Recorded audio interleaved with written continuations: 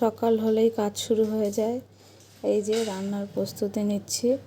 আজকে সয়াবিন করব। সয়াবিন করব আর দেখি কি করা যায় সেটা ভাবছি। সয়াবিন তো বসিয়ে দিলাম। এবার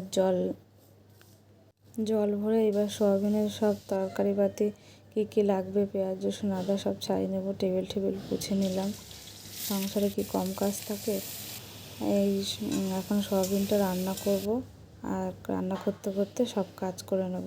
রান্না করতে করতে গলাটা শুকিয়ে গেছে, তাই একটু জল খেতে চলে আসলাম। আমি আবার ফ্রিজের জল আর এমনি নর্মাল জল একটু মিশিয়েই খাই। না, যা গরম পড়েছে, রান্না করতে করতে যে কত কাজ করতে হয় তার কোনো ঠিক নেই। রান্নাটা করছি। ছেলে স্কুলে গেছে। এই দেখো কষানো সয়াবিন হয়েও গেছে। ছেলে একটু পরে চলে আসবে। দেখো ছেলে স্নান করে স্কুল থেকে চলে এসছে। এবার তুলসী তলায় জল দিচ্ছে।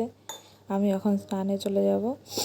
স্নান করে এই যে জামা কাপড়, এগুলো রোজকার ডিউটি থাকে। জামা কাপড় মেলে আবার পুজো দিতে যেতে হবে। পুজো দিয়ে আরও কত কাজ আছে। ছেলেকে খাওয়াতে হবে।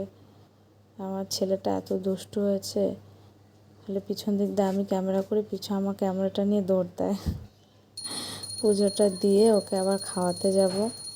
স্কুল থেকে এসে খাইয়ে ঘুম পাড়িয়ে দেবো।